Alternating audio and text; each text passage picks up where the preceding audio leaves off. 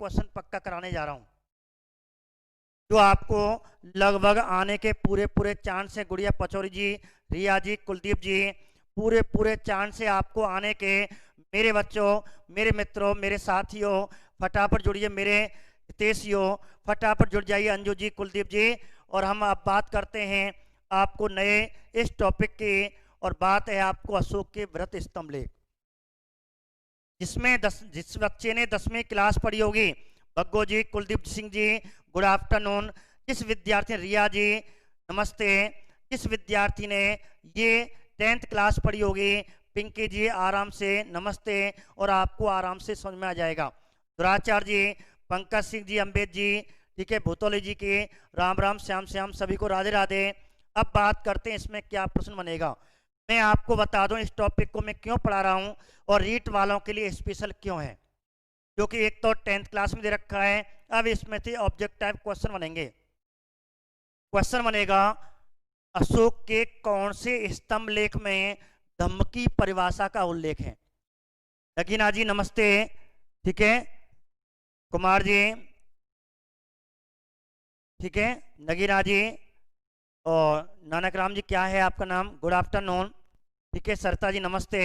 तो मैंने क्वेश्चन क्या बताया, मैंने क्वेश्चन बताया कि अशोक के कौन से स्तंभ लेख में धम्म की परिभाषा, क्वेश्चन क्या है, बहुत बढ़िया प्रश्न है और मुझे ऐसा लग रहा है ये क्वेश्चन आ सकता है। क्वेश्चन क्या है, धम्म की परिभाषा अशोक के कौन से स्तंभ लेख में या अशोक के कौन से शिलालेख में। शिलालेख पूछे तो आंसर अलग है, स्तंभ लेख पूछे तो आंसर अलग है। मेरे मित्रों, आपको दोनों चीज ये क्वेश्चन आने के चांस है। इसी क्वेश्चन को लेकर के ये टॉपिक मैंने एक तरह का पुनः रिवाइज करके और रीट वालों को स्पेशल लेकर के मैंने इसमें आपको कुछ बहुत चीजें लिखी हैं। विनीता गुप्ता जी नमस्ते, पूजा कुशवाहा जी नमस्ते, पंकज जी, अंजू जी, सभी को राम राम। अब देखिए, ये सीधा प्रश्न है कि धम्म की परिभाषा कौन से स्तंभ लेख में है, कौन से या शिलालेख में है। ये दो प्रश्न बनते हैं, दमदार प्रश्न है ये मान लो, और आने के पूरे पूरे चांस हैं। ऐसे क्वेश्चन मैं आपको बताने जा रहा हूं, ठीक है। अशोक के पहले स्तंभ लेख में क्या लिखा हुआ है, दूसरे स्तंभ लेख में क्या लिखा हुआ है, तीसरे स्तंभ लेख में क्या लिखा हुआ है। बहुत बढ़िया अंजू जी, दूसरे और सातवें स्तंभ लेख में अंजू जी ने आंसर दिया, बहुत बढ़िया। ये तो है स्तंभ लेख। अब शिलालेख कौन सा है, दिल्ली टोपरा, रजनी राज जी, दिल्ली टोपरा, इसकी भी मैं आपको विशेषता बताऊंगा। दिल्ली टोपरा में ये क्वेश्चन है, मैंने आपको कल बताया था, इसमें भी आपको दोबारा रिवाइज के रूप में आ रहे हैं कि अशोक का ऐसा स्तंभ लेख या अशोक का ऐसा स्तंभ लेख जिसमें 7 स्तंभ लेखों का उल्लेख मिलता है, वो कौन सा, दिल्ली टोपरा है, ठीक है। तो ऐसे क्वेश्चन आपको आने वाले हैं और ये प्रश्न मिलेंगे आपको, ठीक है। तो मैं आपको इन्हीं को लेकर के आज मैं आपको ये क्वेश्चन टॉपिक आपको करा रहा हूं। देखिए, बात करते हैं, तो हम बात क्या कर रहे हैं, अशोक के व्रत स्तंभ लेख। जैसे प्रश्न आ जाए, मित्रों ध्यान रखना, मेरे प्यारे दोस्तों, जब पेपर में आ जाए शिलालेख लिख रहा है कि स्तंभ लेख लिख रहा है, ये आपको सावधानी बरतनी है, नहीं अब घर आकर के कहेंगे अरे यार हम तो गलत करे आए। तो ध्यान रखना मेरे मित्रों, मैं केवल आपको स्तंभ की बात बता रहा हूं, स्तंभ में क्या लिखा हुआ है। अब शिलालेख भी आएंगे, आपको कल शिलालेख मिलने वाले हैं, उनमें भी अलग है। तो ध्यान रखना, उमेश जी, सरता जी, मेरे जितने शैलेंद्र सिंह जी, रश्मि जी, रजनी राज जी, अंजू जी, अजीत जी, ठीक है, मेरे पंकज जी, मेरे प्यारे मित्रों, मेरे सभी साथियों, ध्यान रखना इस मित्र को, इस बात को। मैं केवल स्तंभ की बात कर रहा हूं। तो सबसे पहले सामान्य बात पे आ जाते हैं, तो आराम से बता देगा। देखते हैं कौन बताता है। बताइए, अशोक के व्रत स्तंभ लेखों की कुल संख्या कितनी है, बताइए संख्या फटाफट। और कुल कितने स्थानों से मिले हैं, इनकी संख्या बताइए, कुल कितने स्थानों से मिले हैं। राहुल शर्मा जी नमस्ते, सरता जी नमस्ते, बताइए कुल कितने स्थानों से मिले हैं और कुल संख्या कितनी है, फटाफट आंसर दीजिए। कल का रिवाइज करा रहा हूं, सिलेक्शन की ओर जा रहा हूं, ठीक है, आपको सिलेक्शन की ओर लेके जा रहा हूं। मेरे मित्रों, साथ साथ रिवाइज करते जाएं। तनु धाकर जी 7 हैं, बहुत बढ़िया। अशोक की जो बृहत स्तंभ है उनकी संख्या कितनी है? उनकी संख्या कितनी हो गई? 7 हो गई। तो मेरे मित्रों ध्यान रखना, इनकी संख्या 7 है। कितने स्थानों से मिले हैं? 6 स्थानों से मिले हैं। मेरे मित्र सभी तैयारी कर रहे हैं, बहुत बढ़िया। तो कितने स्थानों से मिले हैं आपके? ठीक है, तो कुल 7 हैं। कुल कितने स्थानों से मिले हैं? 6 स्थानों से मिले हैं। आपको ध्यान रखना। अब लेकिन आपको ये नहीं पता होगा, ये आप नोट कर लेना। क्वेश्चन आ जाए कि अशोक के किन लेखों में, अशोक के किन लेखों में दंभ और प्रशासनिक बातों का उल्लेख है? दंभ और प्रशासनिक बातों का उल्लेख है। तो आपको स्तंभ लेख आंसर आएगा, शिलालेख, स्तंभ लेख, गुहा लेख, ऐसे ऑप्शन में आ जाए। ठीक है, ध्यान रखना मेरे मित्रों, 7 हैं और 6 स्थान से मिलते हैं। ठीक है, कुल 6 स्थान है और 7 की संख्या है। तो मेरे मित्र इसको नोट कर लेना। ठीक है, सभी नोट कर लें कि अशोक के जो बड़े स्तंभ लेख हैं, बात किसकी कर रहे हैं हम? बड़े स्तंभ लेख की कर रहे हैं। उनमें किनका उल्लेख है? उसमें धम्म की व्याख्या, धम्म की परिभाषा और प्रशासनिक बातों का उल्लेख है। तो ये 2 चीज आप ध्यान रख लें। ठीक है, धम्म की व्याख्या, धम्म की परिभाषा और प्रशासनिक बातों का उल्लेख है। ये ध्यान रखें, धम्म क्या होता है मैंने बताया था। तो धम्म की परिभाषा कौन से अशोक के बृहत स्तंभ में लिखी हुई है? ठीक है, पहले में, दूसरे में, तीसरे में, चौथे में, 5वें में, 6ठे में और 7वें में, ये बात है। अब बात करते हैं, तो ये क्वेश्चन हो गया। अब बात करते हैं आगे, कुल कितने स्थानों से मिले हैं? 6 और कुल संख्या में कितने हैं? 7। अब मैं बता दूं चक्कर क्या है, 6 का चक्कर और 7 का चक्कर क्या है। जैसे मैंने आपको बताया, स्तंभ लेख क्या होता है कि जैसे कोई भी एक स्तंभ लेख है, ये स्वतंत्र धरती में है और यहाँ पॉलिश किया हुआ, चिकना पॉलिश किया हुआ, इस पर कुछ नहीं लिखा हुआ, ये कौन सा भाग है? यष्टि, जिसे हम लाट कहते, ये बताया था। फिर इसके यहाँ पर मेखला है, यहाँ पे क्या है? मेखला है। तमो आपको मैंने स्तंभ बताए थे। फिर उस पर उल्टा कमल का फूल है। अब आपके ये पूरा चिकना, ये कि एक कास्मक पत्थर है। अब इस पे यहाँ कुछ लिखा हुआ है, 1 2 4 5, अब लिख, ठीक है, ऐसे करके उसमें कुछ, जैसे इसमें 7 लाइनें अर्थात 7 लेख लिखे हुए हैं। जैसे पहला लेख, दूसरा लेख, ये तीसरा, ये चौथा, ये 5वां, ये 6ठा और 7वां, ऐसे लेख लिखे हुए हैं। ठीक है, ऐसे उस पर लेख लिखे हुए हैं। तो पहली लाइन में क्या लिखा हुआ है, दूसरी लाइन में क्या लिखा हुआ है, तीसरी लाइन में, तीसरे चैप्टर में, तीसरे लाइन में, तीसरे स्तंभ लेख में क्या लिखा हुआ है। तो वो बातें आपको यहाँ समझनी है, क्योंकि हमारी 10th क्लास में ये रखी है। इसलिए मैं आपको इसको दोबारा पुनः बड़ी शालीनता से, बड़ी सरल तरीका से मैं आपको कराने वाला हूँ और प्रश्न भी बताने वाला। ध्यान से सुनना पहले, ठीक है। शायद मैं आपसे बात नहीं कर पाऊँ, टॉफे का बार बार है, आपको दिक्कत देगा। तो नीतू सिंह जी क्या दिया, ठीक है, ध्यान रखना। तो मेरे मित्रों ध्यान रखना। तो ऐसे करके प्रत्येक स्तंभ लेख में नहीं है लेख, बात ध्यान रखना। नंबर 1 कथन, प्रत्येक स्तंभ लेख में क्या ध्यान रखना, जैसे प्रथम स्तंभ लेख में लेख नहीं है, इसका मतलब कुछ लाइन है, किसी में नहीं है, किसी में लेख लिखा हुआ, किसी में लिखा हुआ, सब में लेख नहीं पा। कुशवंत सिंह जी राधे राधे। तो ध्यान रखना नीतू सिंह जी, कुशवंत सिंह जी, कि प्रत्येक स्तंभ लेख में लिखा हुआ लेख नहीं है। अच्छा, जिनमें मिलते हैं उनकी बात करते हैं। अब देखते हैं किन किन में मिलते हैं। तो ये 6 स्थानों से लेख मिले, बाकी औरों में नहीं मिले। एक बात, अब पहली पंक्ति में क्या लिखा हुआ है वह हम पढ़ने वाले हैं, ठीक है। तो ध्यान से मैं आपको बता रहा हूं, बहुत अच्छी बातें हैं। जब अशोक ने कलिंग पर आक्रमण किया था और कलिंग युद्ध के बाद उसने तलवार नीति को त्याग दिया और बौद्ध धर्म धारण कर लिया, धम्म धारण कर लिया। अब इसने इन लेखों में प्रजा के हित में नैतिक सिद्धांतों को प्रसार प्रचार के लिए लिखवाया। और इसने किसी इमारत पर नहीं लिखवाया, इसने जैसे कोई नगर है, रास्ता है उसका, उसमें लिखवा दिया। कोई स्तूप है, उसके बाहर लिखवा दिया। स्तूप के अंदर नहीं, स्तूप के बाहर लिखवा दिया। अर्थात स्तूप का रास्ता है, वहाँ आपको स्तंभ लेख लिखवा दिया कि हर कोई जाए, उस रास्ते से निकल के जाएगा।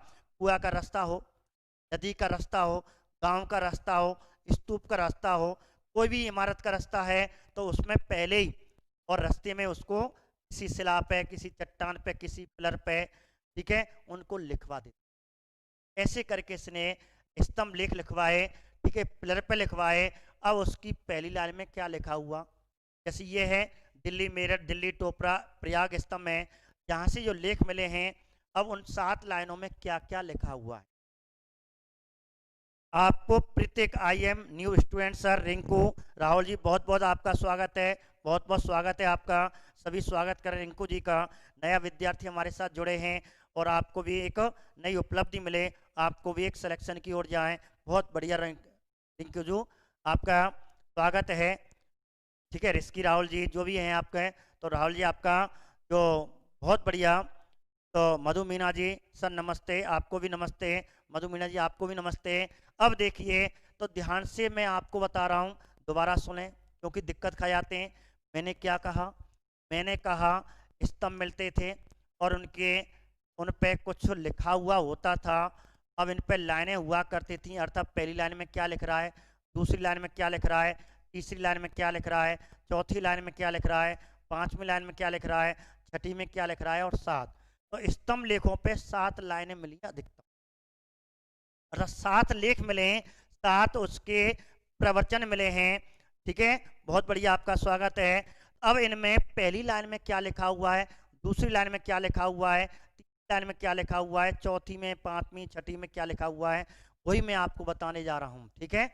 अब आपको क्रम से याद रखना कि अशोक के जो व्रत स्तंभ लेख हैं उसके पहले लाइन में क्या लिखा हुआ है, पहले स्तंभ लेख में क्या लिखा हुआ है, तो पहली लाइन में क्या लिखा हुआ है, बस एक शब्द याद रख लेना। इसमें याद रखना, यही पेपर बनेगा आपको, धम्म की प्रेरणा। धम्म की प्रेरणा या धम्म का अनुशासन। तो धम्म की प्रेरणा लिखी हुई है, अशोक ने पहली लाइन में लिखवाया कि प्रत्येक भारत के मेरे नागरिक के लोगों, आपको प्रत्येक कार्य धर्म के आधार पर, धर्म का मतलब बौद्ध धर्म है, धर्म को धम्म कहते हैं, प्रत्येक कार्य आपको धर्म पे चलना है। सत्य है, दान आपको दे रहे हो तो धर्म से दो, दान ऐसे नहीं आप अनैतिक कार्य में दे रहे हो, लाभकारी कार्य में आप दान दीजिए। किसी की सेवा कर रहे हो और धर्म से कीजिए, मन से कीजिए, अब छल कपट से मत करो कि आज तो मैं तो को दे रहा हूं बेटा, जय को 10 गुना लूंगा। अर्थात किसी निस्वार्थ सेवा कीजिए। और पाप और पुण्य कहते हैं धर्म के आधार पर आपको मिलते हैं, तो हमें इस लोक में, इस परलोक में और सुख ही सुख मिले, इसलिए आप हमेशा सत्य मार्ग पर चलें, अपने धर्म पर अड़िग रहें। तो धर्म की प्रेरणा दी है। कहते हैं कि जो भी मनचले व्यक्ति हैं उनको जरूर कहा है, जो मनचले व्यक्ति हैं एक कार्य करते हैं, दूसरे कार्य में छोड़ देते हैं, फिर तीसरे कार्य में पहुंच जाते हैं, एक कार्य में मन नहीं लगता। जैसे विद्यार्थी आप हैं, बहुत से विद्यार्थी, किसकी करूं, पटवारी करूं कि पुलिस की करूं कि रीट की करूं, आप तो एक में लग जाओ। ये यही कहता है, जो मनचले व्यक्ति होते हैं एक स्थान से दूसरे स्थान पर उनका मन चला जाता है, उनको एक ही स्थान पर लाने के लिए, एक ही लक्ष्य पर लाने के लिए उससे धर्म अपना चाहिए, अर्थात धर्म पर चलना चाहिए। और आपके रीट वाले बच्चों का धर्म क्या है, रीट की तैयारी करना। आपका धर्म क्या है, किसी अफवाहों में ना आना। आपका धर्म क्या है, नियमित पढ़ाई करना। आपका धर्म क्या है, दिसंबर तक अपना सिलेबस पूरा कर लेना। पटवारी का है, पटवारी वाले लग जाओ, अर्थात पुलिस वाले लग जाओ। तो आपका है तो आप अपना सिलेबस, तुम्हें लग रहा कि मुझे पटवार बनना है तो पटवारी की तैयारी करो, ये आपका धर्म कहता है, एक ही लक्ष्य में हो जाओ। उस्मा जी, जगीना जी नमस्ते, मानिक जी नमस्ते। तो मेरे मित्रों ध्यान रखना इस बात को, तो ये क्वेश्चन आ जाए धर्म के अनुशासन आ जाए या प्रेरणा आ जाए, तो धर्म के अनुशासन की, धर्म की प्रेरणा, धर्म के अनुसार अपने कर्म करना, तो धम्म की प्रेरणा या धम्म के अनुशासन की बारे में अशोक ने अपने कौन से स्तंभ लेख में लिखा है? पहले में। तो अशोक के पहले स्तंभ लेख में क्वेश्चन ये बनेगा, अशोक के बृहत स्तंभ के कौन से लेख में धम्म की प्रेरणा या धम्म के अनुशासन की बात लिखी हुई है? तो आप आंसर कर देना, ऑप्शन में आएगा पहला, तीसरा, सातवां, आठवां। तो आंसर करना है पहला। और पिछली बार एक आया था, कलिंग युद्धों का उल्लेख कौन से अवलेख में? सातवें में, छठे में, ऐसे शिलालेख आया था। ऐसे मेरे मित्रों, उमेश जी, सर जी स्टडी की साथ घर भी वेरी नाइस, बहुत बढ़िया। तो मेरे मित्रों, मैं आपको बता रहा हूँ, स्टडी ये आपका धर्म है। आपका धर्म कहता है आपको पढ़ना है। आपके पिता का धर्म है आपको तैयारी करानी है। आपके पिता कह रहे हैं बेटा पढ़, कमा मैं ला रहा हूँ, उनका कमाना है और आपका पढ़ना है। आपको घरों से मतलब नहीं, अपने घरों के बारे में आपको पढ़ाई से मतलब है। तो मेरे मित्रों, आपको धम्म की अनुशासन, धम्म की प्रेरणा, आपको धम्म के अनुशासन में रहना है। यदि आपको पढ़ना है तो घर में एकाग्रता रह करके, लॉकडाउन वैसे भी है, लड़का हो या लड़की हो, बहुत सी महिलाएं हैं जो घर की वधू हैं, अर्थात इनकी शादी हो चुकी है, उनको भी समस्या है। कोई बात नहीं, आपका धर्म है पढ़ना, 2 घंटे 4 घंटे 6 घंटे मिलता है, आप पढ़ें, किसी बातों पे ध्यान ना करें, ये आपका धर्म कहता है। ये धर्म की बात है। राहुल जी, राहुल शर्मा जी नमस्ते। तो ये पहला है, तो आप ध्यान रखना, धम्म की प्रेरणा, धम्म के अनुशासन की व्याख्या अशोक ने कौन से स्तंभ लेख में लिखी है? पहले में। ये क्वेश्चन ये बनेगा, ये आंसर बनेंगे, ये वाले आपको आंसर मिलेंगे और ये वाले क्वेश्चन मिलेंगे जो मैं टॉपिक लिख रहा हूं। इन्हीं टॉपिकों को ऐसे उतार लेना मेरे मित्रों। तो धम्म की प्रेरणा या धम्म के अनुशासन का उल्लेख अशोक के कौन से स्तंभ लेख में है? पहले में, दूसरे में, तीसरे में या चौथे में? और आंसर करना है पहले में। प्रकाश जी बहुत बढ़िया। तो मेरे मित्र ध्यान रखना, नगीना जी ये आंसर करना है। अब आ जाइए अगला, दूसरे में क्या लिखा हुआ है? दूसरे में धम्म की परिभाषा, धम्म की, यही मोस्ट है आपका। तो धम्म की परिभाषा अशोक ने अपने कौन से स्तंभ लेख में लिखी है? अशोक ने अपने कौन से स्तंभ लेख में लिखी है? तो मेरे मित्रों ध्यान रखना, धम्म की परिभाषा दूसरे, धम्म की परिभाषा दूसरे और सातवें अवलेख में लिखी है। ध्यान रखना, स्तंभ लेख में लिखी है, तो ध्यान रखना दोनों में है। इसमें है, साथ में भी धम्म की परिभाषा। ये आपका वेरी मोस्ट प्रश्न है, दूसरे और सातवें। ठीक है, दूसरे और सातवें में धम्म की परिभाषा है। ये मान लो क्वेश्चन यदि निकला ना अवलेखों में, स्तंभ लेखों में पूछा, तो नंबर 1 पे आने के चांस है, इसकी ध्यान रखना। तनु जी ध्यान रखना, धम्म की परिभाषा, धम्म की व्याख्या, कुछ भी पूछ ले, परिभाषा व्याख्या पूछ ले, धम्म की परिभाषा धम्म की व्याख्या कहाँ लिखी हुई है? तो आप आंसर कर देना दूसरे और सातवें में। ठीक है, ठीक है सिमरन पटेल जी बहुत बढ़िया, आपको बहुत बहुत धन्यवाद। तो मेरे मित्रों, में साथ साथ आपको क्वेश्चन देके जा रहा हूँ, भले 2 दिन हो जाए पढ़ाने में, लेकिन क्वेश्चन आएगा। हर बच्चा इसको नहीं कर पाए, किताब में से समझ नहीं पाएगा, मैं आपको समझा रहा हूँ। ये सीधा प्रश्न बनेगा, धम्म की परिभाषा अशोक के कौन से स्तंभ लेख में है? तो आप आंसर करना दूसरे और साथ में व्रत स्तंभ, लघु नहीं, कभी कभी ऐसा कर लघु कर दे, दूसरे साथ में लघु स्तंभ लेख में नहीं, आपको दूसरे और साथ में व्रत स्तंभ लेख में धम्म की परिभाषा लिखी हुई। अब किसे कहते हैं? धम्म, अर्थात धर्म। बौद्ध धर्म में धर्म को धम्म कहते हैं। इसने कहा धम्म किसे कहते हैं? पाप कर्मों से निवृत्त, जो आपके अंदर पाप भरे हुए हैं उनको छोड़ दो। दान है, दया है, कर्म है, उनमें शुद्धता होनी चाहिए। आपका कर्म शुद्ध होना चाहिए। जैसे मैं आपको शुद्ध कर्म दे रहा हूं, मैं दे रहा हूं कि मैं कोई आपका 1 घंटा खराब नहीं कर रहा, मैं आपको पेपर में क्वेश्चन जो आएगा उसको दे रहा हूं। और खराब करने वाले तो अनेक यूट्यूब पर आए हुए हैं, लाइन आ रही ना, 1 घंटा खराब कर रहे हैं। मेरा कर्म है, मेरा कर्म कहता है, मेरा धर्म कहता है कि मैं आपका 1 घंटा ले रहा हूं, तो मुझे 60 मिनट में और ऐसा टॉपिक, कोई ऐसा टॉपिक पढ़ाना है, कम से कम एक वीडियो में 1 क्वेश्चन तो कम से कम आ जाए। ये मेरा धर्म है, आपका धर्म है। आप मेरे विश्वास करें, अर्थात कर्म शुद्ध होने चाहिए आपके, मेरे प्रति, मेरे आपके प्रति अच्छे कर्म होने चाहिए। तो यही क्या है, यही धम्म बताया था। किसने बताया था? अशोक ने बताया। अशोक ने पाली भाषा का शब्द है धम्म। धम्म कौन सी भाषा का, बबीता जी, रश्मि जी? पाली भाषा का शब्द है, और पाली भाषा के शब्द में लिखा हुआ है और राहुलोवाद सूक्त से लिया गया है। और अशोक ने कहा कि पापों से मुक्ति, जो पाप हैं आपके अंदर उनको छोड़ो। भारतीय कुछ भारतीय थे ऐसे लग रहे हैं बड़े प्यारे, भीतर भीतर थे जा रहे हैं, ऐसा नहीं।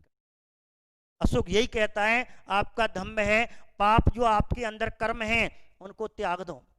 दया की भावना, दान की भावना, सम्मान की भावना, और इन कर्मों में शुद्धता होनी चाहिए, शुद्ध कर्म होने चाहिए। अब मैं उसके साथ कर रहा हूं, कर्म कर रहा हूं, लेकिन मेरे अंदर गंदे विचार हैं, ये धर्म नहीं है। अर्थात वे कर्म भी कैसे होने चाहिए? जिसके प्रति मैं कर्म कर रहा हूं वो शुद्ध कर्म होने चाहिए, और उसी को धम्म कहा गया है। तो धम्म की परिभाषा कहाँ है बेटा? धम्म की परिभाषा दूसरे और साथ में। बताओ, भूलोगे तो नहीं? पेपर में आ जाए, कर दोगे ना? जल्दी फटाफट थंबनेल करें पूरन, ठीक है? कुंतल साहब जी, बबीता जी, मनक जी, तनु जी बताइए, पुष्पेन जी, पंकज जी, राहुल जी, बबीता जी बताइए ये बात। आप क्वेश्चन गलत मत कर देना। सिमरन पटेल जी, ध्यान रखना मेरे मित्रों, क्वेश्चन आ जाए धम्म की परिभाषा तो दूसरा और सातवां करना, फटाफट आंसर कर देना। दूसरा सातवां कौन सा? व्रत स्तंभ ले। क्लियर कर दोगे? पक्का कर दोगे? हाँ, ठीक है। पापों को निवृत्ति, दया, दान, धर्म में कर्म शुद्धि, वही क्या है? वही धम्म है। और धम्म कौन सी भाषा का शब्द है? पाली भाषा। ये क्वेश्चन आपका क्लियर, इतना ही पढ़ना है, बाकी आपको ज्यादा नहीं पढ़ना। संतोष जी, बबीता जी, तनु जी, पिंकी जी, बहुत बढ़िया। गुड़िया पचौरी जी, तो मेरे मित्रों शिवम पटेल जी, सिमरन जी, सोनू जी, सरिता जी, बहुत बढ़िया। तो पूरन जी, आगे बात करते हैं तीसरे में क्या लिखा हुआ है। अब तीसरे में है पापों से मुक्त। अर्थात अब वो कह रहा है यदि आपके अंदर पाप हैं उनको त्याग दो। वो कह रहा पापों से निवृत्ति, दया, कर्म शुद्ध होने चाहिए, उसे धम्म कहते हैं। लेकिन यहां कह रहा है यदि आपके अंदर शरीर में, मन में पाप हैं। अब अशोक जी क्या कह रहे हैं? इस तीसरे स्तंभ लेख में कह रहे हैं यदि आपके मन में पाप हैं, बुरे कर्म हैं, कसाय। अब बुरे कर्मों को अशोक ने इसमें बुरे कर्मों को क्या कहा है? जो बुरे कर्म हैं,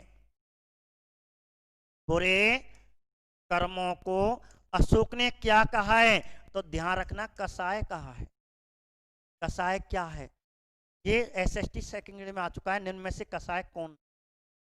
ये क्वेश्चन आया था, निम्न में से कसाय, बौद्ध धर्म के अनुसार निम्न में से कसाय कौन नहीं है? तो कसाय, ध्यान रखना, बुरे कर्मों को कसाय कहते हैं। जैसे अब आपको उदाहरण दिए थे उसमें, तो आपको उदाहरण याद कर लेना। जैसे हिंसा, घृणा, ठीक है, बुरे कर्म जितने, हिंसा करना, घृणा करना, क्रोध करना, अहंकार करना। कभी भी अहंकार मत करो। अशोक कहता मैंने अहंकार नहीं किया, तो तुम क्यों करते हो? अरे बड़े बड़े राजाओं ने अहंकार नहीं किया, तुम किसकी बात की अहंकार कर रहे हो? इन अहंकारों को छोड़ो, क्रोध को छोड़ो, हिंसा को छोड़ो, घृणा को छोड़ो, एक दूसरे की घृणा मत करो। किस बात की घृणा कर रहे हो यार? क्या करोगे? आए और खाली हाथ आए और खाली हाथ जाओगे, किसकी घृणा कर रहे हो आप? वो कह रहा है, यही कह रहा है कि पापों से मुक्त हो। और कौन से में? में। तो पापों से निवृत्त होने की बात अशोक ने कौन से अपने स्तंभ लेख में कही है? और दूसरा क्वेश्चन बनेगा कि निम्न में से कौन कसाय है, कौन कसाय नहीं है? घृणा, क्रोध, अहंकार, तृष्णा, ये सब क्या हैं? ये कसाय हैं, बुरे कर्म हैं। बुरे कर्मों को क्या कहा गया है? कसाय कहा गया है। तो मेरे मित्र 10वीं की क्लास पढ़ा रहा हूँ, 10वीं का चैप्टर पढ़ा रहा हूँ मैं, आपको कुछ नहीं है एक्स्ट्रा करा रहा। बिल्कुल 10वीं क्लास पढ़ लेना, आपको सब मिल जाएगा। दोबारा आज अपनी किताब लेना और पढ़ना, फिर बहुत बढ़िया समझ में आ जाएगा। एक बात अशोक के टॉपिक में दे रखा है, ठीक है बबीता जी? तो तीसरा आंसर, तो मैंने आपको बताया था ये क्वेश्चन बनेंगे। ये क्या बनेंगे? क्वेश्चन बनेंगे, और ये आएंगे ऑप्शन में। एक बात, चलो तीसरा हो गया। अब चौथे में क्या लिखा हुआ है? अब चौथी लाइन में क्या लिखा हुआ है? चौथी लाइन में पढ़ते हैं। अब चौथी में लिखा हुआ है कि ठीक है भाई, धम्म का अनुशासन की पीड़ा करें, धम की प्रेरणा से चलें, नंबर 1। दूसरे में धम की परिभाषा हो गई। तीसरे में यदि आपको धर्म पर चलना तो पापों से मुक्त होना है, कसायों की बात हो गई तीसरे में। अब चौथी में क्या है? चौथे में कहा है, अब अशोक कहता है, चौथी लाइन में क्या लिखा है स्तंभ में?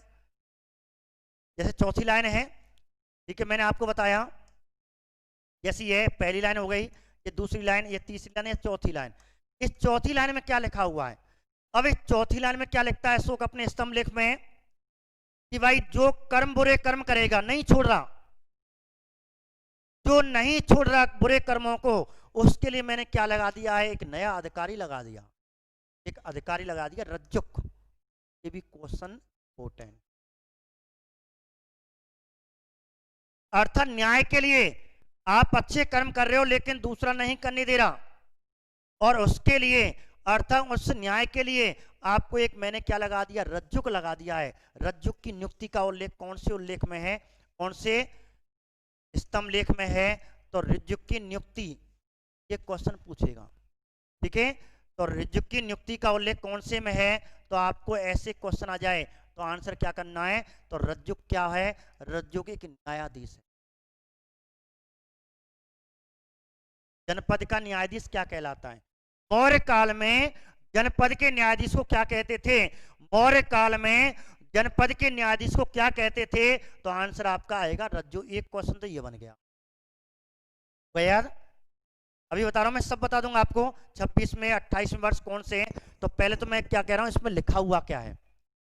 तो चौथे स्तंभ लेख में रज्जु की नियुक्ति का उल्लेख है। एक बात, तो अशोक ने अपने कौन से स्तंभ लेख में रज्जुक की नियुक्ति का उल्लेख है या रज्जुक नामक न्यायाधीश का उल्लेख है? तो आपको आंसर करना है चौथा। एक बात, अब रज्जुक कौन था? मौर्य काल में जनपद का न्यायाधीश क्या कहलाता था? रज्जुक। या रज्जुक क्या था? तो आपको आंसर न्यायाधीश करना है। क्या करना है? न्यायाधीश करना है।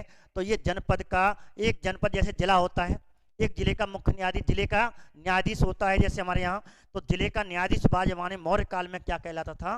रज्जुक कहलाता।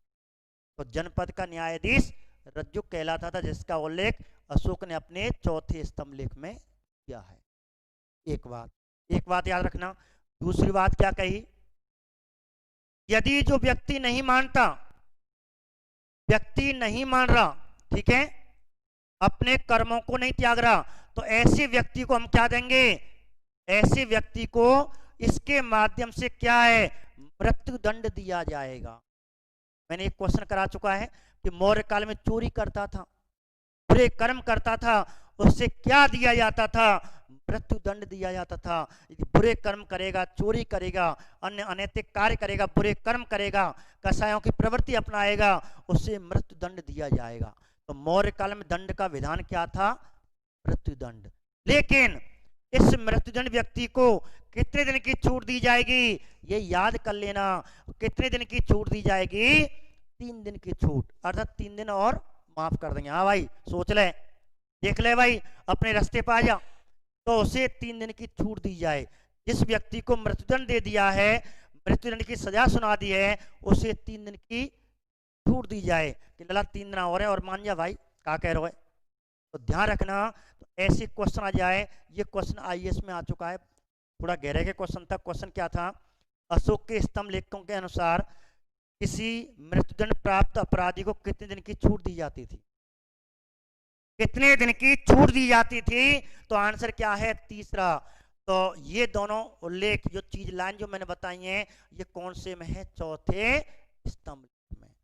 ये ध्यान रख, ठीक है, याद हो गया। क्वेश्चन क्या बनेगा कि अशोक ने अपने कौन से स्तंभ लेख में मृत्युदंड प्राप्त अपराधी को 3 दिन की छूट का उल्लेख किया है? क्या अशोक ने अपने स्तंभ लेख में या चौथे स्तंभ लेख में मृत्युदंड प्राप्त अपराधी को कितने दिन की छूट दी थी? कैसे पूछ ले। न्यायाधीश, जनपद का न्यायाधीश क्या कहलाता था? रज्जुक। रज्जुक की नियुक्ति का उल्लेख कौन से स्तंभ लेख में है? चौथे में।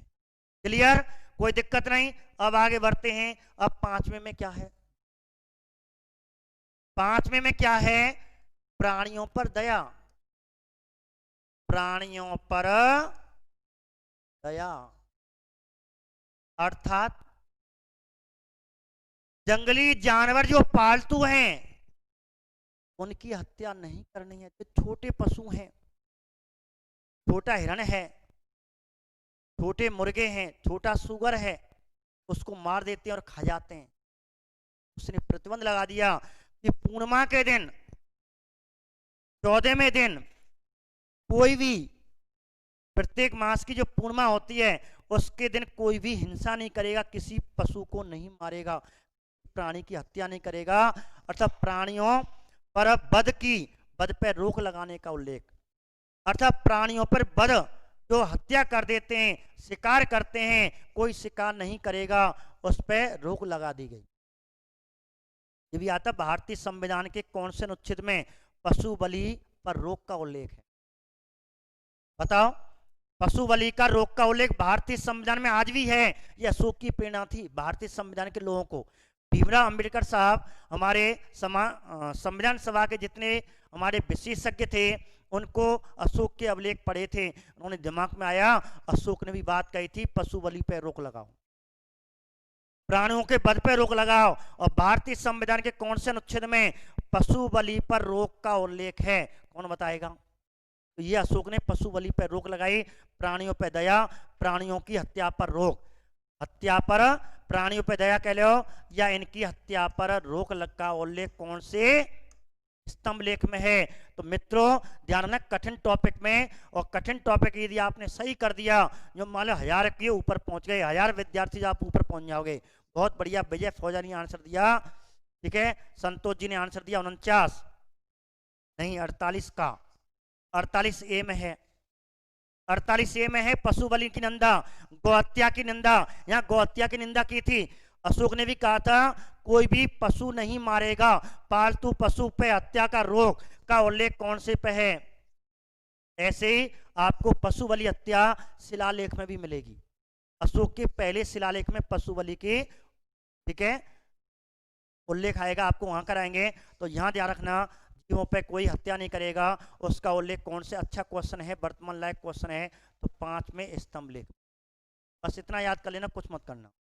हत्याओं पर रोक है, जीवों की हत्याओं पर दया करना, जीवों की प्राणियों पर दया करने, हत्याओं पर रोक का उल्लेख आपको 5वें में है। अब 6वें में क्या है? ठीक है, तो 6वें में किसका उल्लेख है? देखिए, तो प्राणियों की हत्या पर रोक, ठीक है। अब देखें, अब आ जाओ 6वें में क्या लिखा हुआ है। अब 6वें में है क्या? तो इसमें 6वें में है धम्म, अर्थात धर्म, धर्म की तटस्थता।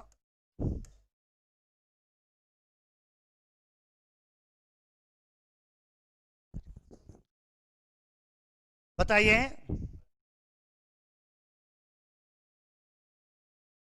धर्म की तटस्थता। अब इसका मतलब क्या है?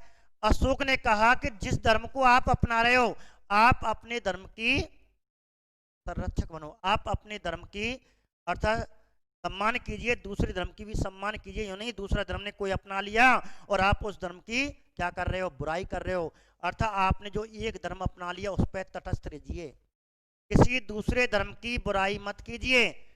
अर्थात दूसरे धर्म का भी सम्मान करो और अपने धर्म का भी सम्मान कीजिए। तो धर्म की तटस्थता का उल्लेख अशोक ने कौन से स्तंभ लेख में किया? 6 में। कौन से में किया? 6 में। सीधा प्रश्न बनेगा, अशोक ने धर्म की तटस्थता का उल्लेख कौन से स्तंभ लेख में किया है? तो आपको आंसर 6वां आएगा, ठीक है। और आपको मैंने 7वां भी बताया, ठीक है। 7वें में क्या है? नंबर 1। अब ये भी इंपोर्टेंट है, धम्म की परिभाषा जो मैंने आपको दूसरे में बता दी, ठीक है। अब इसके साथ साथ और क्या है? बहुत बढ़िया चीज है, हमारे परम पिता परमात्मा, माता पिता, माता पिता, हमारे घर के बड़े बुजुर्गों। बहुत बढ़िया क्वेश्चन पूछ सकता है कि अशोक के कौन से स्तंभ लेख में कहा गया है कि हमें अपने माता पिता और बड़ों का सम्मान करना चाहिए। कितनी अच्छी बात कही, बात यहाँ पढ़नी चाहिए अशोक की। इसलिए अशोक को भारत का सबसे महानतम शासक कहते हैं, ना कि अकबर को कहते। भारत का सबसे महानतम शासक यह है जिसने माता पिता बड़ों का सम्मान करने की बात कही, जिसने अपने गुरुओं का आदर करने की बात कही। इनका आदर करें, गुरुओं का सम्मान करें, गुरुओं का आदर करें। और तीसरी बात, अगली चौथी बात क्या कही इसमें, और चौथी बात इसने बहुत बढ़िया बात कही, अपने जो मित्र हैं, अपने जो पड़ोसी हैं, अपने जो रिश्तेदार हैं, सगे संबंधी, आपके जो रिश्तेदार हैं, आपके जो परम मित्र हैं, सगे संबंधी हैं, पड़ोसी हैं, उनके प्रति कैसी नीति अपनानी चाहिए, दानशीलता की नीति। बहुत बढ़िया बात कही है अशोक ने इस अवलेख में, बहुत बढ़िया बात कही। साथ में बहुत बढ़िया टॉपिक है, ध्यान रखना। अशोक ने साथ में उल्लेख में धम्म की परिभाषा भी मिलती है। माता पिता का सम्मान करें, बड़ों का सम्मान करें, गुरुओं का आदर करें, मित्र पड़ोसी जो सगे संबंधी हैं उनके प्रति अपनी नीति कैसे अपनाएं, दानशीलता, अर्थात कोई भी आवश्यकता उनकी पूर्ति करें, शुद्ध शुद्ध कर्म करें, शुद्ध मन से करें। बहुत बढ़िया बात बताई। तो ये बातें, अर्थात उनका जो व्यवहार है, व्यवहार में मृदुता लाएं, कठोर व्यवहार नहीं होना चाहिए। बहुत से पत्थर रख लेते हैं सीने पे, और आपका मित्र आपके लिए याद कर रहा है कि मेरा मित्र मेरा सहयोग करेगा, मेरा मित्र मुझे याद करेगा, मेरा मित्र मेरी सहायता करेगा, लेकिन उस संकट के समय आपने कोई जवाब नहीं दिया, कोई मित्र आपके प्रति क्या भावना रखेगा? नहीं, पत्थर दिल नहीं रखना चाहिए। और उसके प्रति कैसी भावना रखनी चाहिए? दान। वो दान नहीं पैसा की मांगे, पैसे को याद करें, नहीं, प्यार से दो शब्द बोलना, हालचाल पूछना, सहयोग पूछना, या कोई बात है उसका निराकरण करना। तो दानशीलता की बात अशोक ने कौन से में लिखी? 7वें में। और इस प्रकार अशोक के जो स्तंभ लेख हैं उनमें पहली लाइन में क्या लिखा हुआ है, और पहली लाइन में धम्म की परिभाषा, दूसरे में पहले में धम्म की प्रेरणा, धम्म का अनुशासन, दूसरे में धम्म की परिभाषा, तीसरे में पापों को उठाना है, कसाय करना है, इनको निकालना है अपने दिमाग से, अपने मस्तिष्क से। चौथा है रज्जुक की नियुक्ति, ठीक है, और कोई दंड प्राप्त व्यक्ति उसे 3 दिन की छुट्टी दी जाए। 5वें में प्राणियों पर हत्या नहीं की जाए, उन पर रोक लगाई जाए। 6ठे में धम्म की तटस्थता बताई थी। 7वें माता पिता गुरु मित्र, अपने गुरुओं का सभी का सम्मान करना है, और एक बहुत बढ़िया नीति अपनानी है। तो ये आपको इसमें है, प्रत्येक ऐसे करके जो अशोक के अवले लिखे हुए थे, ठीक है। तो 5वीं पंक्ति में क्या लिखा है, 6ठी में क्या है, 7वीं में क्या है, तो ये लाइनें उसमें लिखी हुई थी। अब मैं बताऊं आपको, चलो ये तो लिख दिया साहब, अब अशोक ने कहाँ कहाँ मिलते हैं ये, अब ध्यान से सुनना। अब ये कहाँ कहाँ मिलते हैं ये तो आप जानते हो, तो ये कै स्थान से मिले हैं? जो आपको 6-7 पंक्तियां हैं, वो पंक्तियां 7 पंक्तियां कै स्थानों से मिली हैं। तो आपको कै स्थानों से मिली है मेरे मित्रों? तो कितने स्थानों से? आपको 6 स्थानों से। दिल्ली मेरठ, दिल्ली टोपरा, प्रयाग स्तंभ लेख, रामपुरवा, डोरिया रेराज, लोहिया नंदन। ये क्वेश्चन आपको रीट में ये क्वेश्चन आ चुका है। रामपुरवा स्तंभ लेख किस राज्य में स्थित है? ये क्वेश्चन आया था रीट में 2011 में। रीट 2011 में ये प्रश्न आया था, अशोक का प्रसव अंकित स्तंभ लेख रामपुरवा किस राज्य में स्थित है? तो मेरे मित्रों ये 4 जगह, अर्थात 6 जगह हैं। तो आपको 6 स्थानों से मिले हैं। पहले मैं एक एक करके आपको बता दूं। दिल्ली मेरठ, अब यार दिल्ली मेरठ कहां से मिला है? आपको स्थान पूछ रहा है, तो दिल्ली से मिला है। मैंने आपको बताया था जो दिल्ली मेरठ अवलेख है, इसे मेरठ से दिल्ली किसने स्थापित करवाया था? आपको कल बता दिया है, फिरोज शाह तुगलक। पूरा विस्तार बता दिया मैंने आपको। कहां से? फिरोज शाह तुगलक ने आपको 14वीं सदी में, दिल्ली सल्तनत काल का सुल्तान था, तुगलक वंश का राजा था, जिसने मेरठ से उठा करके, ठीक है, दिल्ली में स्थापित करवाया। तो आप ध्यान रख लेना, दिल्ली के किस सुल्तान ने दिल्ली मेरठ अवलेख को दिल्ली में किस सुल्तान ने स्थापित करवाया था? फिरोज शाह तुगलक ने। किसने? फिरोज शाह तुगलक ने। एक प्रश्न ये बनेगा, ठीक है, फिरोज शाह तुगलक ने, ध्यान रखना। अब है दिल्ली टोपरा को भी किसने? टोपरा से, टोपरा कहां पे? अंबाला हरियाणा। अंबाला, बहुत से किताब यूपी बताते, यूपी नहीं, ये अंबाला में है, अंबाला हरियाणा में है। और ये हरियाणा में रखा हुआ था। अब इससे हरियाणा से और हाथियों से खिंचवाया किसने? दिल्ली के सुल्तान फिरोज शाह तुगलक। फिरोज शाह तुगलक ने इसे अंबाला हरियाणा से और हाथियों से खिंचवाया और दिल्ली में कोटला मैदान, फिरोज शाह कोटला स्टेडियम, फिरोज शाह कोटला स्टेडियम आप जानते हो, कोटला मैदान, वहां इसको स्थापित करवाया। तो दिल्ली के किस सुल्तान ने? फिरोज शाह तुगलक। ये क्वेश्चन, अब यहाँ पे ये क्वेश्चन आपको आने के चांस है। इस क्वेश्चन के, क्वेश्चन क्या, ध्यान से सुनना, जो मैंने आपको कल ही बताया था, जो मैंने आपको सातों स्तंभ लेख बताए, ये सातों लाइन किस पे मिलती हैं? दिल्ली टोपरा पे। बाकी आपको जो 5 हैं उन पे ये 7 में आपको लास्ट वाली लाइन ये नहीं मिलती, ये केवल किस पे मिलती है? दिल्ली टोपरा पे मिलती है। बाकी 6 आपके अन्य 5 स्थान पे मिलते हैं। अब क्वेश्चन क्या बनेगा? क्वेश्चन बनेगा अशोक का निम्न में से ऐसा कौन सा स्तंभ है जिसमें अशोक के सातों स्तंभ लेख मिलते हैं? जिसमें सातों स्तंभ लेख, 7वां भी मिलता है उसमें, और वो कौन सा है आपको ध्यान रखना मेरे मित्रों, और आपको आंसर करना कौन सा? दिल्ली टोपरा। बहुत बढ़िया प्रश्न आने लायक, दोबारा सुने। इनमें से अशोक का कौन सा स्तंभ लेख है जिसमें सातों स्तंभ लेख मिलते हैं? जिसमें सातों स्तंभ लेख मिलते हैं तो आपको दिल्ली टोपरा कर लेना। इसका मतलब है जो 7वें नंबर का है ये अन्य 6 पे, लोरिया, लोरिया रेराज, लोरिया नगर, रामपुरवा, ठीक है, और दिल्ली मेरठ और प्रयाग स्तंभ पे 7वीं लाइन नहीं मिलती, माता पिता वाली लाइन नहीं मिलती, ये ध्यान रखना। एक बात, ठीक है, अगली बात करते हैं, ये ध्यान रखना। और ये ठीक है, ये पहला सबसे पहले खोजा गया स्तंभ है अशोक का, ये सबसे पीछे खोजा गया है। अब प्रयाग स्तंभ में मैंने आपको बताया था कल, तो प्रयाग स्तंभ लेख में कहते हैं अशोक ने लिखवाया, प्रयाग स्तंभ लेख कहते हैं। समुद्रगुप्त ने इसमें अपना लेख लिखवाया, इसे प्रयाग प्रशस्ति कहते हैं। अकबर ने अपने जहांगीर, अपने नवरत्न बीरबल की सहायता से इसे इलाहाबाद किले में रखवाया था, इसे प्रयाग स्तंभ लेख कहते हैं। तो अकबर के बेटा जहांगीर, उसके नवरत्न बीरबल और अशोक और समुद्रगुप्त के लेख किस में मिलते हैं? प्रयाग स्तंभ लेख में मिलते हैं, ठीक है, ये ध्यान रख लेना। आगे अब चौथा स्थान कौन सा? रामपुरवा। अब रामपुरवा कहां से मिला? ये क्वेश्चन आया था आपको रीट में, पूछा गया 2011 में, रीट 2011 में ये क्वेश्चन आपको आ चुका है, ठीक है। तो वृषभ वाला, इस पे वृषभ मिलता था, मैंने आपको सब बता दें, स्तंभ लेख में देखना। और रामपुरवा, रामपुरवा बिहार में है और कहते हैं इस पे वृषभ है, बैल सांड बना हुआ है। लोरिया, ये भी कहाँ पे है? ये भी आपको बिहार चंपारण में है, ये भी बिहार चंपारण में है। और तीनों की खोज किसने की थी? और तीनों की खोज आपको पूछे, रामपुरवा, लोरिया, अरेराज, लोरिया, नंदनगढ़ की खोज किसने की थी? तो आपको कार्लाइल, इस व्यक्ति ने तीनों की खोज की थी, तीनों बिहार में है। इस पे रामपुरवा वृषभ है, सांड बना हुआ है, ऊपर ऊपर जो पशु होते थे। लोरिया अरेराज पे गरुड़ का चिन्ह बना हुआ, गरुड़ की मूर्ति है, और इस पे एक शेर की सिंह की, ठीक है। तो ये आप जानना, सिंह अंकित है, ये गरुड़ अंकित है, ये वृषभ अंकित है, जिसे राजकीय अन्नागार स्तंभ लेख भी कहते हैं। राजकीय अन्नागार स्तंभ लेख भी कहते हैं।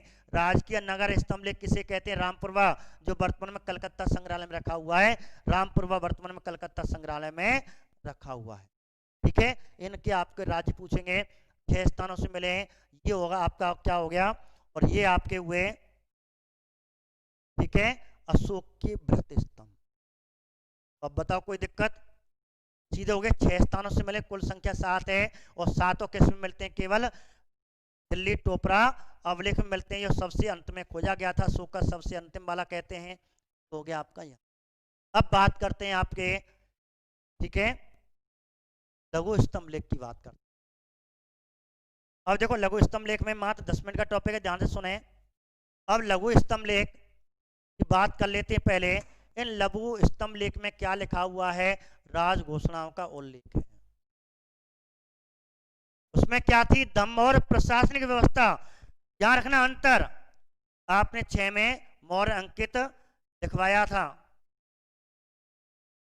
मयूर अंकित, मोर का भी है, मोर आपके मोर है, बतख है वो नीचे हैं, मोर एक आपको जो मैंने सिंह, ऊपर ऊपर सिंह है, नीचे मोर, बतख, वो आपके बतख भी बना हुआ है, मोर भी है, वो भी हैं, वो भी नीचे बने हुए हैं। आपको यदि अलग करे तो मोर प्लस सिंह अंकित लेख, और भी हम मने कर रहे हैं, वो आपको नीचे लिखे हुए हैं, मोर भी बना हुआ है, बतख भी बने हुए हैं, राजहंस भी बने हुए हैं, लेकिन आपको जो ऊपर ऊपर है वो आपको शेर है। एक शेर और मैंने आपको बताए थे, मयूर और शेर बताए थे, मन नहीं कर रहा रश्मि जी, वो नीचे आपको राजहंस भी बने हुए हैं, मोर भी बने हुए हैं। तो आपको ऊपर ऊपर जो है, सबसे ऊपर जो पशु का, उसको मैं केवल यहाँ मैंने आपको बताया, ठीक है। लोरी नंदनगढ़ में मोर भी है, शेर भी है, बहुत बढ़िया। और सबसे ऊपर शेर है, नीचे राजहंस है, बगल में मोर लगे हुए हैं नीचे वाले हिस्से में, ठीक है। जो आपको कंठ के ऊपर होती है चारपाई, आपका जो होती है फलक होती है, उसमें अन्य लगे हुए हैं, आपको केवल ऊपर ऊपर वाला ही याद करना। राहुल जी बहुत बढ़िया, ऊपर मोर भी है, सिंह में, लेकिन आपको सिंह जरूर याद करना है। मोर और बतख और राजहंस वो वाले फलक में है, ठीक है। अब लघु स्तंभ की संख्या, अब लघु स्तंभ कुल कितने हैं? कुल 5 हैं। इनमें किनका उल्लेख है? राज घोषणाओं का। स्तंभ लेख में किसका उल्लेख है? धम्म और प्रशासनिक व्यवस्थाओं का। अंतर है धम्म और प्रशासनिक व्यवस्था का, तो ये याद कर लेना। इसमें राज घोषणाएं, अशोक के जिन अवलेखों में राज घोषणा का उल्लेख है उन्हें कहा जाता है दीर्घ स्तंभ लेख, लघु स्तंभ लेख, लघु शिलालेख, बृहत शिलालेख। बन गया प्रश्न। प्रश्न है ये, प्रश्न है अशोक ने अपने जिन अवलेखों में राज घोषणा का उल्लेख किया उन्हें क्या कहा जाता है? तो आपको आंसर करना लघु स्तंभ लेख, लघु शिलालेख नहीं, लघु स्तंभ लेख कहा जाता। रश्मि जी हो या क्लियर? बहुत बढ़िया। लोरिया हाँ जी बहुत बढ़िया। तो ये क्वेश्चन है, संख्या कितनी है? 5, और कितने स्थानों से मिले? 5 ही स्थानों। अब मैं आपसे पूछूंगा, क्योंकि मैंने जब अशोक कराया था उसकी रानियां कराई थी, और जब यात्रा गया था अशोक का जीवन काल बताया था, उनमें सबका उल्लेख आ रहा है। ये 5 स्थान कौन कौन से हैं? पहले है रुम्मनदेही अवलेख। बताओ कहां से मिला है रुम्मनदेही? अब आपको शांत नहीं बैठने दूंगा, बताइए। बहुत बैठ लिए, 2-3 दिन से मैंने आपको क्वेश्चन नहीं पूछे। अब बताइए रुम्मनदेही अवलेख किस कहां से मिला है? स्थान बताइए, सीधा प्रश्न आ जाए। जैसे रामपुरवा पूछा था, राज्य पूछे थे और उसका आंसर बिहार था, ऐसे क्वेश्चन आ जाए कि रुम्मनदेही अवलेख कहां से मिला है? रुम्मनदेही लघु स्तंभ लेख, ये भी ध्यान रखना। रुम्मनदेही क्या है? लघु है, दीर्घ नहीं है। उल्टा कर सकता है, इनमें से कौन लघु स्तंभ लेख है, इनमें से कौन दीर्घ स्तंभ लेख है? दीर्घ स्तंभ लेख की अलग सारणी है, लघु स्तंभ लेख की अलग सारणी है। बताइए रुम्मनदेही कहां से मिला था? बहुत बढ़िया मेरे मित्रों, नेपाल मिला था। मुझे पूरी आशा थी आप सही आंसर बताओगे। क्या है? बहुत बढ़िया, सभी ने बताया। पिंकी जी बहुत बढ़िया, बबीता जी, रश्मि जी, रोहित जी, पुष्पेन जी। और आंसर क्या है इसका? नेपाल में स्थित है। एक बात मैंने क्या बताया था कि जब अशोक अपने राज्याभिषेक के कौन से वर्ष गया था? कौन बताएगा? अशोक अपने राज्याभिषेक कौन से वर्ष गया था? अपने राज्याभिषेक कौन से वर्ष की यात्रा करने गया था? रुम्मनदेही की, ठीक है। लुम्बिनी ग्राम की यात्रा की थी नेपाल में, और लुम्बिनी ग्राम में क्या है? अशोक का जन्म स्थान है। बर्थडे बनावे गए होगा अशोक को, ठीक है। महात्मा बुद्ध का बर्थडे बनाया होगा अशोक ने, अर्थात लुम्बिनी ग्राम में महात्मा बुद्ध का जन्म हुआ था। तो महात्मा बुद्ध की जन्मस्थली क्या है? महात्मा बुद्ध की जन्मस्थली क्या है? तो बुद्ध की जन्मस्थली लुम्बिनी ग्राम है, जो नेपाल में पड़ता है। रुम्मनदेही अवलेख में ये पूरा स्पष्ट लिखा हुआ है। 20वें राज्याभिषेक में गया। अब 20वें राज्याभिषेक में गया तो क्या किया बताइए? जब राज्याभिषेक के 20वें राज्याभिषेक में रुम्मनदेही के अनुसार जब वो नेपाल घूमने गया था, लुम्बिनी ग्राम गया था, तो लुम्बिनी ग्राम में वहां की जनता की प्रेरणा से, जनता पर दया करके, दानशीलता करके उसने 2 कार्य किए थे, 2 कर बताए थे। बताइए फटाफट। अब बताइए पिंकी जी, विष्णु जी, रश्मि जी, नगीना जी, बताइए 2 कर कौन कौन से बताए थे? एक कर को पूर्णतः समाप्त कर दिया था और एक कर में कमी की थी। एक कर तो बिल्कुल माफ, ठीक है। लुम्बिनी ग्राम गए थे, एक कर को माफ किया था, वो कौन सा बिल्कुल माफ कर दिया? बताइए। बलि कर। बहुत बढ़िया तनु जी, वो क्या था? बलि कर था। और बलि कर क्या होता था? मौर्य काल में एक धार्मिक कर होता था, एक धार्मिक कर होता था बलि कर। और दूसरा क्या था? भू राजस्व कर, और भू राजस्व कर में कितनी कमी की थी? 1/6 से 1/8 भाग की थी। 1/4 भाग बहुत सी किताबों में, ऑथराइड किताबों में लिखी हुई है, गलत है। मौर्य काल में भू राजस्व कर 1/6 भाग लिया जाता था।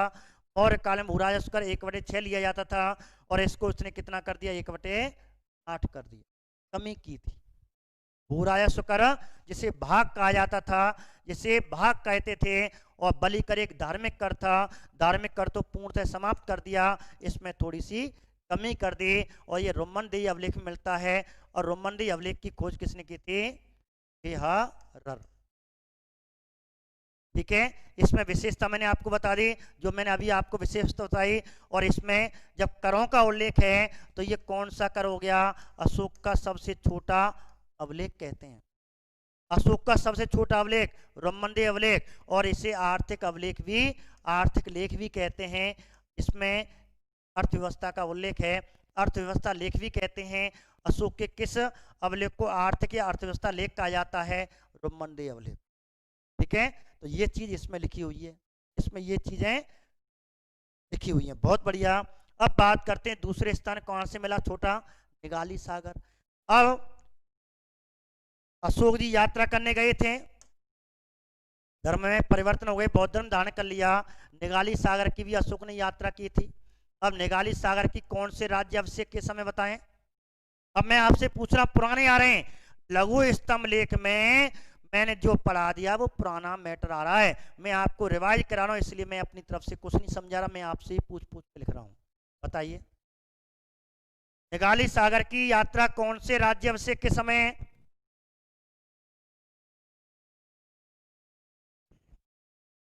और कहां पे है? नेपाल में है। बहुत बढ़िया, 12वें वर्ष, बहुत बढ़िया। निगाली सागर कहाँ है? ये भी नेपाल देश में है। और कौन से वर्ष की थी? 12वें वर्ष। बहुत सी किताबों में 14वें वर्ष लिख रखा है, बिल्कुल काट देना। ठीक है, मैं आप कह रहा हूं, कोई भी किताब हो, सरकारी किताब क्यों ना हो, तुम काट देना 12वें वर्ष, आंसर सही है, उसमें लग गया है। ठीक है, तो ध्यान रखना, 12वें वर्ष है, 14वें वर्ष नहीं है। 12वें वर्ष गया, निगाली सागर गया, और वहां क्या किया था बताइए? कौन सा स्तूप का दुगना करवाया? एक स्तूप दुगना करवाया था, वो कौन का स्तूप था बताइए? कनक मुनि का स्तूप। बहुत बढ़िया, किसका? कनक मुनि स्तूप क्या करवाया था? दुगना करवाया। कनक मुनि के स्तूप को दुगना करवाया था। बहुत बढ़िया। और निगाली सागर कहते हैं, निगाली सागर कनक मुनि स्तूप भी कहते हैं, कनक मुनि स्तंभ भी कहते हैं। तो ध्यान रखना मेरे मित्रों, ये हो गए आपके दो स्थान। तो लघु स्तंभ लेके रोमनदेही से मिले, तो रोमनदेही कैसो लघु स्तंभ लेके बड़ो ना है, रोमनदेही लघु स्तंभ लेख है, निगाली सागर लघु स्तंभ लेख है। अब और कौन कौन से स्थान हैं? कुल 5 स्थानों से मिले हैं, 3 स्थान आपके ये। अब यहाँ क्वेश्चन बनेगा, बहुत बढ़िया क्वेश्चन है ये, पार्ट में से आपको रीट में भी एक अच्छा प्रश्न बनता है, ध्यान से सुनना। ये भी आपको 10th क्लास में वो नहीं दे रखे, ये जरूर दे रखे हैं। अब ध्यान से सुनना, आ जाओ कौशाम्बी, बताओ कौन सी रानी? कारुबाकी, अशोक की प्रिय रानी। अशोक को सर्वाधिक प्रभावित करने वाली रानी कौन थी? कारुबाकी थी। तो कारुबाकी के दान का उल्लेख इलाहाबाद आई थी, प्रयाग आई थी, संगम नदी के तट पे आई थी, उसने अपनी संपत्ति का दान किया। कारुबाकी अपने बेटा तीवर को लेके आई थी, तो तीवर का भी उल्लेख है। इसलिए इस अभिलेख को क्या कहते हैं? कौशाम्बी अभिलेख, जो कहाँ पे है? यूपी इलाहाबाद में है। और इसलिए इसमें रानी का उल्लेख है, इसलिए इसे क्या कहते हैं? रानी अभिलेख। अब क्वेश्चन आ जाए, अशोक की प्रिय रानी कारुबाकी की दान का उल्लेख इलाहाबाद संगम नदी के किनारे, गंगा नदी के किनारे उसने दान किया था, इसका उल्लेख कौन से लघु स्तंभ लेख में है? तो आपको आंसर करना है कौशाम्बी स्तंभ लेख में। कौशाम्बी कैसा है? लघु स्तंभ लेख है। खोज कौन करी? खोज किसने की थी? कैप्टन, किसने की थी? कैप्टन वर्ट ने की थी। कैप्टन वर्ट ने इसकी खोज की। भाब्रू लेक की भी कैप्टन वर्ट ने की थी। तो कैप्टन वट ने खोज की थी। इससे मालूम पड़ता है अशोक की जो प्रिय रानी थी कारुवाकी अपने बेटा के साथ तीवर के साथ आई और गंगा के संगम पर, तीनों नदियों के संगम पर अपनी संपत्ति का दान किया। इसलिए एकमात्र एक रानी का उल्लेख मिलता है, उसे रानी अभिलेख कहते हैं, जो कि लघु स्तंभ लेख है। तो ये हो गया। दूसरा, सांची। अब सांची की खोज किसने की थी? तो आपको टॉयलर या रॉय लट से टॉयलर भी कहते हैं, रॉय लट भी कहते हैं। नाम तो रॉय लट है लेकिन टॉयलेट नाम चेंज कर दिया।